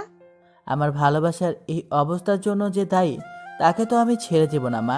হ্যাঁ বাবা, ওই জঘন্য মানুষটিকে বোঝাতে হবে যে কারো ভালোবাসাকে পুঁজি করে জীবন ধ্বংস করে দেওয়ার কষ্ট কতটা যন্ত্রণাদায়ক। মা, তুমি শুধু দোয়া করো, আমি এর প্রতিশোধ নেবই। এখন ওরে নিয়ে চলো রুমে। আচ্ছা, আমি আর নীরা নিয়ে আসছি। তারপর রুমে আসি, মা আর নীরা ওরে নিয়ে আসে। ওর কি অবস্থা? ওরে গোসল করিয়ে পরিপাটি করে রাখতে হবে। এতদিন একা ছিলাম তাই পারতাম না, এখন তোরা আসছিস, এখন পারবো। না মা, কাজটা আমি একা নিজে হাতে করতে চাই। আমার ভালোবাসা দিয়ে ওরে সুস্থ করতে হবে, তাই আজ থেকে ওর যাবতীয় কেয়ার। তাহলে তো আরো ভালো, কিন্তু তুই কি পারবি একটা মেয়ের যাবতীয় কেয়ার করতে? ভালোবাসার জোর থাকলে সব পারা যায়। আমি ওরে ভালোবাসি, ওর স্বামী আমি, তাই আমাকে যে পারতেই হবে। আচ্ছা বাবা, যা তুই ওকে নিয়ে। ওরে সাথে নিয়ে আসলাম রুমে, আমার সামনে বসিয়ে রেখে দৃষ্টি না ফেলে। ভালোবাসার মানুষকে কাছ থেকে দেখাটা অনেক বেশি আনন্দের। পাখিটার কিছু মনে পড়ছে না, শুধু খিলখিল করে হাসে, ড্যাব ড্যাব করে তাকিয়ে আছে। ওর চোখে মুখে অনেক আকুতি জমে আছে, অনেক কিছুই বলতে চাইছে হয়তো, কিন্তু মানসিকভাবে ভারসাম্য না থাকায় পারছে না। ঘুরে বললাম, এই পড়ি চলো, তোমাকে। আমি গোসল করবো না, আমি তো পড়ি, তাই গোসল করবো না। তুই কর গোসল। আর যা সর, আমার কাছে আসবি না, আমাকে ধরবি না। ওরা না আমাকে অনেক অত্যাচার করছে, অনেক ব্যথা। আমি গোসল করবো না, তুই গোসল কর, তুই পাগল। ওর কথা শুনে নিজের অশান্তি দু চোখে করবে অচরে জল ঝরতে লাগলো। এত সুন্দরী পরিষ্কার পরিপাটি থাকা আমার পরিরাজ এই নির্মম অবস্থার জন্য দায়ী ওই ডাক্তার। আমি ছাড়বো না, খোদার কসম। আমি ওকে বুঝিয়ে দেব মানুষের জীবনে খেলা করা কতটা ভয়ঙ্কর হতে। এই তুই কি জানিস, আমার না জুনিয়র পিচ্চির স্বামী ছিল, ওরে আমি শেষ হতে দেখেছি। তোর স্বামী তোর সামনেই বসে আছে আর তুই আর চিনছিস না। যাই হোক, ওরে জোর করে গোসল করাতে নিয়ে গেলাম, যদিও যেতে চায়নি। সুন্দর কেশগুলিও কেমন যেন মৃতপ্রায় হয়ে গেছে যত্নের অভাবে। তারপর নিজ হাতে ওর ওই চুলে শ্যাম্পু করে দিলাম, চুলগুলো যেন আবার আগের হারানো সতেজতা ফিরে পেল। ভালো করে ওরে গোসল করে দিয়ে নিজ হাতে সেই প্রথম যেদিন নীল শাড়ি দেখেছিলাম আর প্রেমে ডুবে গিয়েছিলাম, সেই শাড়িটাই পরে দিলাম। পাখিটা একদম স্থির হয়ে দাঁড়িয়েছিল, ওর চোখের ভাষা বলছিল আমাকে, আমি যেন নিজ হাতে ওকে শাড়ি পরিয়ে দিই। ভালোবাসার মানুষের কেয়ার করাও যে অনেক বড় পাওয়া। আমার খুব ইচ্ছে ছিল ওর চুলে আমি শ্যাম্পু করে দেব, ওরে শাড়ি পরিয়ে দিব, কপালে টিপ পরিয়ে দিব। প্রতিটি ইচ্ছে এখন পূর্ণতা লাভ করেছে, কিন্তু এই পূর্ণতা উপভোগ করতে পারছে না। হাত ভরে মেহেদি এঁকে দিলাম, আজ আমি আমার ভালোবাসাতে ওকে রাঙিয়ে দিলাম। অপূর্ব অপরূপ সুন্দর লাগছে ওরে। ওর চুলের ঘ্রাণে আমি আজ মাতাল হয়ে যাচ্ছি। তারপর ওকে বিছানায় বসিয়ে দিয়ে আমি নিজেও ফ্রেশ হয়ে ওর শাড়ির সাথে ম্যাচিং করে নীল পাঞ্জাবি পরে আমার রুমে দিয়ে যাই। মাশাআল্লাহ, বৌমাকে আজ সেই প্রথম দিনের মতো লাগছে। কতদিন পর এইভাবে দেখছি। তুই পারবি বাবা, তোর ভালোবাসা দিয়েই সবকিছু জয় করতে পারবি। চল, এখন লাঞ্চ করবি। নিজ হাতে তুলে ওরে খাইয়ে দিলাম। ও কেন যেন কোনো রকম বাধা দিচ্ছে না, ও হয়তো এই ভালোবাসায় পেতে চেয়েছে। ওরে খাইয়ে আমিও খেয়ে আবার দুজন রুমে চলে আসি। এই এই তুই কি আমাকে বিয়ে করবি? তোরে আমার পছন্দ হয়েছে, তুই খুব ভালো। বিয়ে তো অনেক আগেই করেছি, তবে হ্যাঁ, ও সুস্থ হলে আবার বিয়ে করে নেব। তারপর ওরে বললাম, হ্যাঁ আমি তো তোমাকে বিয়ে করবই। তুই আমার জামাই হবি? আমার শরম করতেছে, তুই সর। পাখিটা লজ্জা পেয়েছে, লজ্জা পেয়ে একদম লাল টুকটুকে হয়ে গেছে। লজ্জা পেলে যে ওরে আরও বেশি কিউট লাগে আজ বুঝতে পারলাম। দেখতে দেখতে বিকাল গড়িয়ে এলো। বিকালবেলায় ছাদে যেতে ওর ভালো লাগে, তাই আমি ওরে নিয়ে ছাদে যাই। এখানে কেন আসলি আমাকে নিয়ে? এখানে আমার এই বেলায় আসতে না ভালো লাগে, কিন্তু আমার সাথে না কেউ আসতোই না। তুই আসলি আমাকে নিয়ে, আমার সাথে কি প্রেম করবি তুই? আজ থেকে প্রতিদিন এই সময় তোমাকে আমি ছাদে নিয়ে আসবো, আর তোমার সাথে আমি প্রেম করবো সুন্দরী।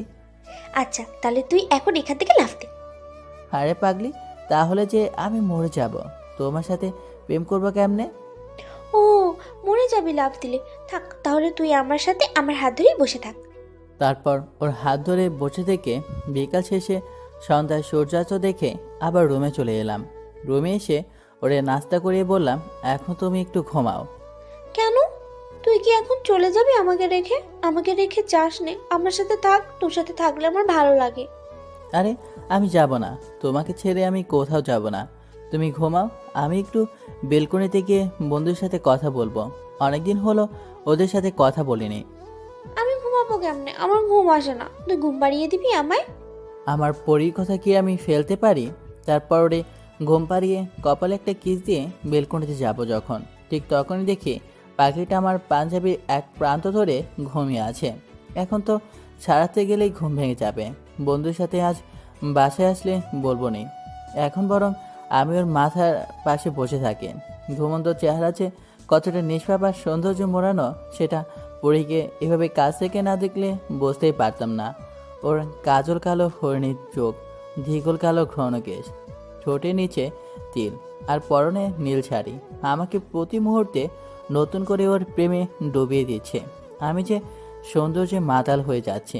কিছু না ভেবেই ওর কোমল হাতটি আমার হাতে রেখে দিয়ে কপালে একটি ভালোবাসার পতি থেকে দিলাম। আর তখনই ওর ঘুম ভেঙে যায় আর আমাকে টান দিয়ে বুকে জড়িয়ে নেয়। ছাড়বো না এখন, দেখি কেমনে যাস তুই। আমার কপালে কি করলি তুই? সবাইকে বলে দিব কিন্তু। হে ছাড়ো, আর সবাইকে বলবা কেন? আমি তো তোমাকে ভালো। তুই পচা, আমি ঘুমিয়ে গেলে সুযোগ পেলে এসব করেছিস। আমাকে না বলে আমি আমি তোর আম্মুকে বলে দিব। হে না পাগলি, নিজেদের মধ্যে ঘনিষ্ঠ মুহূর্তের কথা কাউকে বলতে নাই। কেন বলতে নেই? বললে কি তোকে তোর আম্মু মারবে? এই পাগলির সাথে মোটেও পাগলামি করা যাবে না, করলেই বিপদ। তার থেকে বরং ওর কথাতেই সাড়া দিই। হ্যাঁ, আম্মুকে বললে আমাকে অনেক মারবে, আর আমাকে আম্মু তোমার সাথে প্রেম করতে দেবে না, তোমার সাথে থাকতেও দেবে না। ঠিক, তাহলে বলবো না। এই তো ভালো মেয়ের মতো কথা। আমি ভালো আর তুই পচা।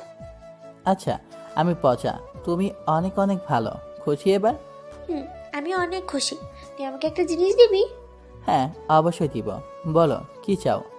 আমার একটা পুতুল কিনে দিবি? ওই পুতুল দিয়ে আমি খেলবো। হায় রে পাগলি, পুতুল নিয়ে খেলবে? কয়েকদিন পর ওর বাচ্চা খেলবে, আর এখন ও বলে ওর নিজেই খেলবে। কি আর করার, সুস্থ হবার আগ পর্যন্ত পাগলামি সহ্য করতে হবে। আচ্ছা, কাল তোমাকে পুতুল কিনে দিব। তুই পচা না, তুই খুব ভালো। তুমিও পাগলি। এদিকে আবার সবার আসার সময় হয়ে গেছে, আর মাকে বলেছি আমার কথা গোপন রেখে আসতে বলতে, যাতে ওরা দেখেই চমকে যায়। দাদা সবাই চলে আসছে, তুমি ভাবিকে নিয়ে নিচে চলে আসো। আচ্ছা তুই যা, আর কাউকে আমার কথা বলবি না। আমি তোর ভাবিকে নিয়ে আসি। কোথায় যাবে আমাকে নিয়ে? নিচে ডাইনিং রুমে যাব। আচ্ছা, আমাকে হাত ধরে নিয়ে যাবি, বইয়ের হাত ধরে যেভাবে নিয়ে যায় ওইভাবে। ওইভাবেই নিব। ওদিকে আত্মীয় স্বজন বন্ধু বান্ধব সবার সাথে কথা বলছে। আর হ্যাঁ, আজকে আমার জন্মদিন ছিল, তাই সবাইকে আজ বাসায় ইনভাইট করা হয়েছে। তোমরা সবাই কেমন আছো? হ্যাঁ ভালো আছি, আপনি কেমন আছেন? হ্যাঁ, আমিও ভালো। সবাই তো জানো আজ মেহেদির জন্মদিন। হ্যাঁ জানি। আজ যদিও আমাদের মাঝে থাকতো তাহলে অনেক ভালো লাগতো, সবাই মিলে একসাথে কত আনন্দ করতাম। তা ঠিক। আর হ্যাঁ, তোমরা সবাই চোখ বন্ধ করো কিছুক্ষণের জন্য, একটা সারপ্রাইজ আছে। আচ্ছা, বন্ধ করলাম আমরা চোখ। আলিফাকে নিয়ে ওদের সামনে চুপচাপ বসলাম। এইবার সবাই চোখ খুলতে পারো। সবাই চোখ খুলে অবাক হতভম্ব হয়ে গেছে, তাকিয়ে আছে অদ্ভুত দৃষ্টিতে। মেহেদি, তুই কিভাবে এখানে বেঁচে আছিস তুই? আর আমরা সবাই ভেবেছি আমাদের রেখে চলে গেছিস। না রে বন্ধু, তোদের সবাইকে রেখে কি করে চাপবো? আল্লাহ নিজে হয়তো এটা চায়নি, তাই বাঁচিয়ে রেখেছে। তোরে অনেক মিস করতেছি রে বন্ধু। এখন আর মিস করতে হবে না, আমি এসে গেছি। সবাই আবেগপ্রবণ হয়ে গেছে। সবার সাথে অনেকদিন বুকে বুক মিলিয়ে কোলাকুলি করে বার্থডে উদযাপন করলাম। সবাই বলো সারপ্রাইজটা কেমন ছিল? আন্টি, পৃথিবীতে এর থেকে বড় সারপ্রাইজ আর হতে পারে না। হারানো বন্ধুকে ফিরে পাওয়া যে অনেক আনন্দের, আর তাও আবার এমন একটা স্পেশাল দিনে। এখন তোমরা নিজেরা কথা বলো, আমি একটু আসছি। আচ্ছা আন্টি। কি রে, তোরা সবাই কেমন আছিস তাহলে? এতদিন তো বেটা কেউ ভালো ছিলাম না, তবে এখন অনেক ভালো আছি বন্ধু, তোকে ফিরে পেয়ে। তো তোরা কি বিয়ে টিয়ে করে ফেলেছিস? না দোস্ত, বিয়ে করিনি, তবে এখন তুই আছিস তাই বিয়ে করা যাবে। কারে, মারিয়াকে নাকি আবার অন্য কেউ? মারিয়াকেই। জানিস না তো, তন্ময়ের পুস্তিতার সাথে সব ঠিক হয়ে গেছে। আমার কপালটাই খারাপ, রাত্রিকে পাইলাম না। আরে রাত্রি নাই তো কি হয়েছে, দিন তো আছে। ভাবি তো দেখি সুস্থ হয়ে গেছি। হ্যাঁ, প্রায় সুস্থ হয়ে গেছে, ভালোবাসা দিয়ে সুস্থ করে তুলেছি। ওই ভালোবাসাটাই আমার হলো না, মিম আমাকে বুঝলো নয়। চিল কাকা, মিম বুঝবে, টেনশন নাই। আরিফা সুস্থ হলে ওরে দিয়েই সবার ফিটিং করাবো। ওনারা কারা? কখন থেকে তুই কথা বলছিস আমার সাথে কথা না বলে? ওরা সবাই আমার বন্ধু। ও আচ্ছা। মা, আসো সবাইকে খাবার দিয়ে যাও। মা এসে সবাইকে খাবার দিয়ে দিল। খাওয়া দাওয়া শেষে ডাক্তারের ব্যাপারে ওদেরকে বললাম। তুই কোনো চিন্তা করিস না, তবে একটা বজ্জাতকে উচিত শিক্ষা দিব। তার আগে বল, এই মেয়েটিকে আগে তো কখনো দেখিনি। তারপর সবাইকে পুরো ঘটনা খুলে বললাম আর নীরার পরিচয় দিলাম। ও আচ্ছা, বুঝতে পারলাম। তাহলে নীরাকে দিয়ে কাজ হবে, ডাক্তারকে উচিত শিক্ষা দেওয়া যাবে। না, ও পারবে না, এ দেশের ব্যাপারে ওর অভিজ্ঞতা নেই। নীরাকে বুঝিয়ে বললাম, ও বলল পারবে। তাহলে তো ভালোই, এখন সব ব্যবস্থা করি। আচ্ছা, তারপর সবাইকে বিদায় জানিয়ে আলিফাকে নিয়ে রুমে আসলাম। এখন কি করবি, ঘুমাবি নাকি? না, এখন তোমাকে ছাদে নিয়ে গান শোনাবো। সত্যি? তাহলে এখনই চল। ওকে। তারপর ওকে নিয়ে ছাদে আসি। ওর শিউলি ফুল খুব পছন্দ, তাই আজকে আমি ওকে শিউলি ফুলের মালা গেঁথে দিলাম আর বেলি ফুলের মালা খোপায় বেঁধে দিলাম। ও অনেক খুশি হয়েছে আজ। ওর এই হাসি মুখ দেখার জন্য আমি রোজ শিউলি ফুলের মালা আর বেলি ফুলের মালা নিজ হাতে গেঁথে ওর খোপায় বেঁধে দিব আর বেলকনিটা কাঠগোলাপে ভরিয়ে দিব। কাঠগোলাপের সাদার মায়ের মাঝে আমার ভালোবাসা খুঁজে নেবে। তারপর ওকে নিয়ে এসে আমার বুকে ওর মাথা রেখে ঘুম পাড়িয়ে দিলাম। ওর ঘুমন্ত মিষ্টি মুখটা দেখে কপালে একটু চুমো দিয়ে আমিও ঘুমিয়ে গেলাম। পরদিন সকালে নীরাটাকে ঘুম ভাঙে। দাদা আর কত ঘুমাবে, এবার উঠে ফ্রেশ হয়ে ভাবিকে নিয়ে নিচে আসো। পরীকে ডেকে তুলে দুজনে ফ্রেশ হয়ে নাস্তা করতে গেলাম। এদিকে নীরা এখন বাংলা শিখে গেছে, মোটামুটি সব কিছু বুঝতে পারে। নীরাজ, তাহলে তোর কি কাজ জানিস? হ্যাঁ দাদা, খুব ভালো করে জানি। আর কাজটা যেন সঠিকভাবে সঠিক উপায় করতে পারি তার জন্য পরিকল্পনাও করে ফেলেছি। বাহ, খুব ভালো কাজ। তাহলে আজ সকালেই শুরু করে দে। আচ্ছা দাদা। নাস্তা শেষ করে আলিফা ও নীরাকে সাথে নিয়ে ঘুরতে বের হলাম। অনেকদিন পর বাসা থেকে বের হলাম, সেটাও আবার কিনা দীর্ঘদিন পর দেশে এসে। নীরাকে সব বুঝিয়ে দিয়ে ডাক্তারের ক্লিনিকে পাঠিয়ে দিয়ে আমরা দুজন ওখান থেকে চলে এলাম। আর সেদিকে ভিতরে আসতে পারি? হ্যাঁ আসুন। ধন্যবাদ। বসেন, আর আপনার কি সমস্যা বলেন। আমার তো সমস্যার শেষ নেই, অনেক রকম সমস্যা। সমস্যা নেই, বলেন সব। আমার রাতে ঘুম হয় না, বুকের বাঁ পাশটা চিনচিন করে ব্যথা করে। রোজ রাতে স্বপ্নে দেখি আমি এক ডাক্তারের সাথে ঘুরতে বের হয়েছি। এগুলোই আমার সমস্যা। পেয়েছি, এই মেয়েকে পটানো খুব সহজ হবে। এই মেয়ে আমার পরবর্তী টার্গেট। একে দিয়ে নিজের একাকিত্ব দূর করে পরে চুরে ফেলে দেব। আচ্ছা, আপনি টেনশন করবেন না, এই ওষুধগুলো নিয়মিত খাবেন। আর এই নিন আমার নাম্বার, ওষুধ খেয়ে ফলাফল জানাতে ভুলবেন না। আচ্ছা ঠিক আছে, আমি এখন আসি। আর হ্যাঁ, আপনি অনেক স্মার্ট। ইস, কপাল খুলে গেল, এত মেঘনা যেতে বৃষ্টি। ও তা ধন্যবাদ, আপনি অনেক রূপবতী। ধন্যবাদ, আসি এবার, আবার দেখা হবে। আসুন। ইস, কাজ হয়েছে, আবার দেখা হবে। আর কত কি হবে। আলিফাকে নিয়ে সবুজ প্রকৃতিটা উপভোগ করে বাসায় ফিরলাম। দাদা, কাজ তো হয়ে গেছে, ব্যাটা বজ্জাত নাম্বারও দিয়েছে। এবার শুধু ফোনটা দিব আর কাজটা হয়ে যাবে। দোয়া রইল বোন, তুই পারবি। তারপর লাঞ্চ করে দুপুরে লম্বা ঘুম শেষ করে বিকেলে ছাদে গেলাম পরীকে নিয়ে। আজ বিকালটা অনেক সুন্দর, দক্ষিণা মৃদু বাতাস, আকাশে রঙিন ঘড়ির মেলা, সত্যি অনেক ভালো লাগছে। আরে পাগলি, দেখছি সুস্থ হয়ে গেছে প্রায়। হ্যাঁ, অনেক সুন্দর। তারপর দুজন মিলে গল্প করে সন্ধ্যা শেষ করে রুমে ফিরে আসি। কিছুক্ষণ পর মা খেতে ডাকে। তারপর দুজন খেয়ে এসে বেলকনিতে বসে চায়ের কাপে চুমুক দিচ্ছি। আর ওইদিকে এখন ফোন দি ব্যাটা বজ্জাতকে। ফোন ধর তাড়াতাড়ি, ফোন রিসিভ করে বলে। কে আপনি? এত তাড়াতাড়ি ভুলে গেলেন আমি কে? আহা, আপনি আপনার পরিচয় না দিলে কি করে বুঝবো আপনি কে? আর এখানে বলে যাওয়ার কথা আসছে কেন? আমি আপনার পেশেন্ট নীরা। ফোন দিতে বলে এখন নিজেই ভুলে গেছেন? আরে না, আমি তো আপনার ফোনের জন্য অপেক্ষা করছিলাম। সত্যি আমার ফোনের জন্য অপেক্ষা করছিলেন? হ্যাঁ সত্যি। কেন, আপনার ফোনের জন্য অপেক্ষা করতে পারি না নাকি আমি? না মানে আমার ফোনের জন্য তো কেউ অপেক্ষা করেনি, তাই বললাম। কেউ করেনি তো কি হয়েছে? আজ থেকে না হয় রোজ আমি অপেক্ষায় থাকবো। এভাবে বলবেন না, প্রেমে পড়ে যাব। সমস্যা নেই তো। আপনার স্ত্রী কষ্ট পাবে। দূর, কি যে বলেন!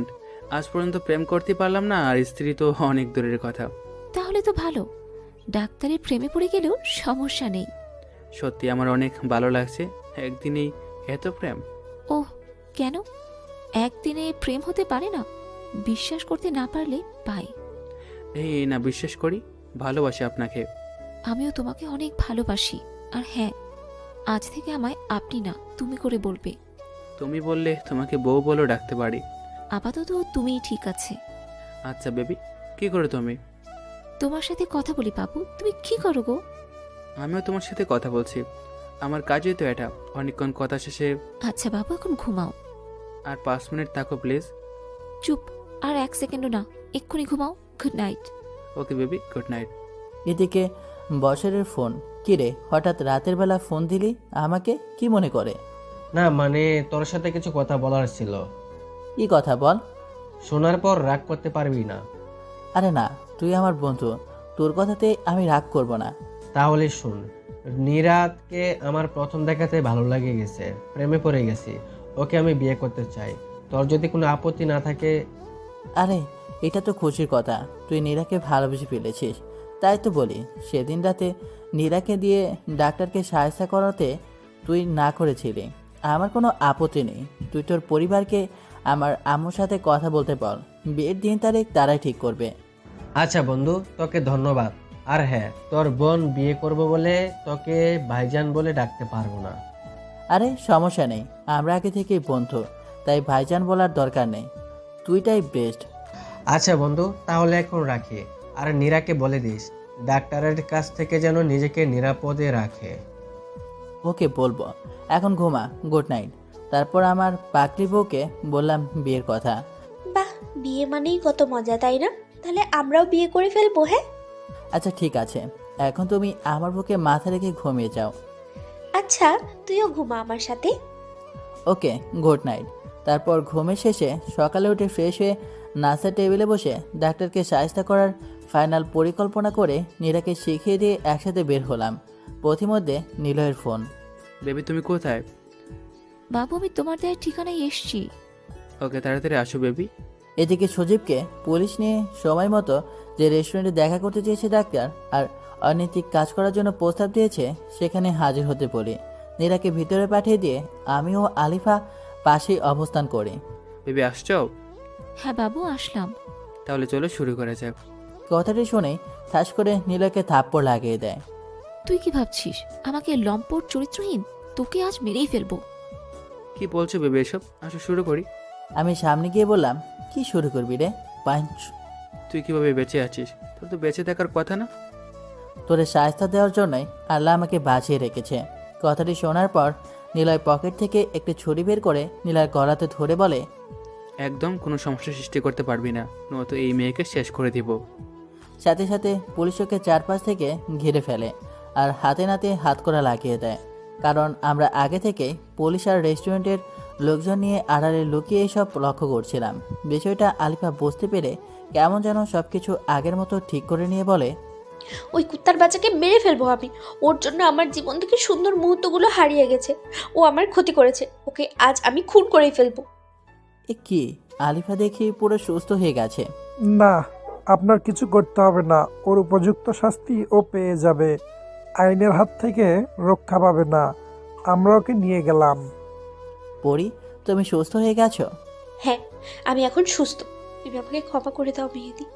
আমি তোমার ভালোবাসা বুঝতে পারিনি, তোমাকে অনেক বেশি কষ্ট দিয়েছি, অনেক অপমান করেছি।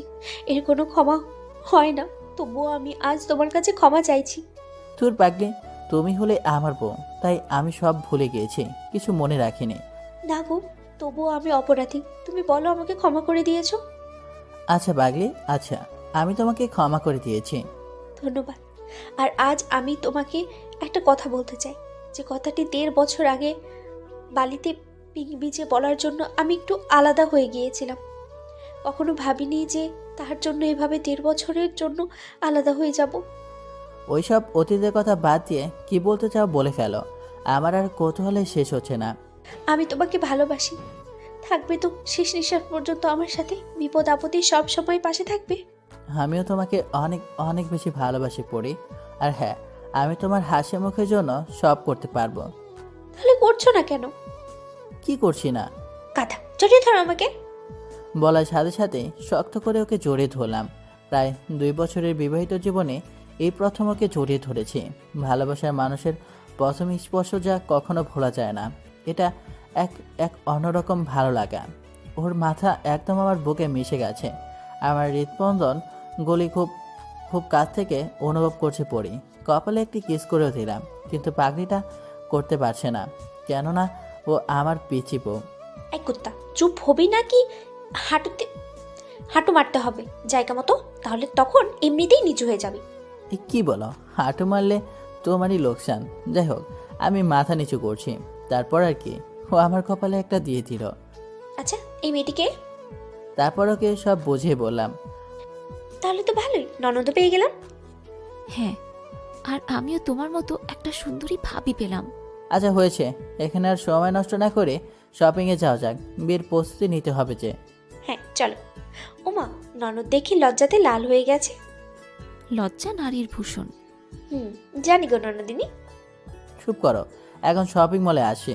তারপর বিয়ের যাবতীয় কেনাকাটা করলাম। এই পাঞ্জাবিটা পরে দেখো তো। ওর পছন্দ মতো আমি একটা পাঞ্জাবি নিয়ে নিলাম, আর আমার পছন্দ মতো ও শাড়ি নিল। কেনাকাটা শেষ করে সোজা বাসায় চলে আসলাম। ফ্রেশ হয়ে খেয়ে রুমে আসলাম। এই শোনো, কাল তো নীরার বিয়ে, সবাইকে দাওয়াত দিয়েছো ঠিক মতো? সবাইকে দাওয়াত দেওয়া হয়ে গেছে গো গিন্নি, আপনার ভাবতে হবে না। Good bye. গুড বাই নাকি গুড স্বামী? সরি গো আমার ভালো স্বামী। হয়েছে, এখন ঘুমাও। কাল তাড়াতাড়ি উঠতে হবে, অনেক কাজ আছে বিয়ের। আচ্ছা, আমাকে বুকে নিয়ে ঘুম পাড়িয়ে দাও। ওকে। তারপর ঘুম পাড়িয়ে দিয়ে আমিও ঘুম। সকালে সবাইকে নিয়ে কাজে লেগে পড়েছি, আর মনে মনে ভাবছি ইচ্ছা ছিল বন্ধুর বিয়েতে ওর সাথে কনের বাড়িতে যাব, কত মজা করব, কিন্তু তার হলো না। কোথায় নিজের বোনের সাথেই বিয়ে দিচ্ছি বন্ধুর। সজীবের ফোন। কিরে, সবকিছু কমপ্লিট? কমপ্লিট। খুব আনন্দ তাই না? তোরা ওর সাথে আসতেছিস আর আমি বরযাত্রী হতে পারলাম না। আচ্ছা, বরযাত্রী হবার যখন এতটাই শখ, তখন তুই বিয়ে করে বাড়ির গেটের একটু সামনে এসে আমাদের সাথে বরযাত্রী হয়ে গেট দিয়ে প্রবেশ করিস। আচ্ছা, এটা ভালো বুদ্ধি। তারপর কথা মতো ওদের সাথে বরযাত্রী হয়ে আমিও আসলাম। সবাই তো পুরোই অবাক। বিআই সাহেব দেখি লজ্জায় লাল হয়ে গেছে। আমিও কম চাই না বলে ফেললাম। হগবিয়ান, আপনিও লাল হয়ে গেছেন। সবাই আমাদের কাহিনী দেখে পাগলের মতো হাসছে। তারপর বিয়ের কাজ সম্পন্ন করে ওদের দোয়া করে ছেড়ে দিয়ে আসলাম। মনটা খারাপ লাগছে নীরাকে ছাড়া। আমারও অনেক খারাপ লাগছে, কিন্তু এটাই নিয়ম। ঘুমিয়ে পড়ো। তারপর ঘুম শেষ করে পরের দিন বৌভাতে গিয়ে ওদের নিয়ে আসলাম। আজ বিয়ের 4 দিন অতিবাহিত হয়েছে। নীরা বর্ষসহ সবাই আজ বাসায়। অন্যান্য আত্মীয় স্বজন আছে। ভাবছি হঠাৎ করে আজ সবাই একসাথে, কাহিনী কি? আরিফাকে ডাকলাম। আরে কোনো কাহিনী না, সবাই মিলে আজ একসাথে ডিনার করবো তো তাই। ও আচ্ছা, চলো তাহলে সবাই মিলে ডিনার করে নেই। তারপর ডিনার শেষে সবাই চলে গেল, আর আরিফাকে কি যেন বলে গেল। আমি এখনও রুমে যাইনি। যাক, পরে যাব। এখন একটু ছাদে যাই। আলিফাকে ডাকলাম, আসলো না। অথচ অন্যান্য দিন ও নিজে থেকে আমার সাথে ছাদে আসে। যাই হোক, একাই ছাদে গিয়ে রাত 11টার দিকে রুমে ফিরে আসলাম। আর এসেই অবাক, ক্যান্ডেল লাইট দিয়ে সাজানো রুম, বিছানা বাসর রাতের মতো করে সাজানো, মাঝে বড় করে লেখা ভালোবাসি। কিন্তু কি করলো, কখন করলো এসব? আম্মুকে ডাক দিলাম, আম্মু ডাকে সাড়া দিল না। হুট করে পেছন থেকে ধাক্কা দিয়ে আমাকে দেয়ালের সাথে মিশিয়ে দিল কে জানি। স্পষ্ট বুঝতে পারছি না কে। আস্তে আস্তে কারো আমার দিকে এগিয়ে আসার শব্দ পেলাম। এসব কি হতে যাচ্ছে আমার সাথে?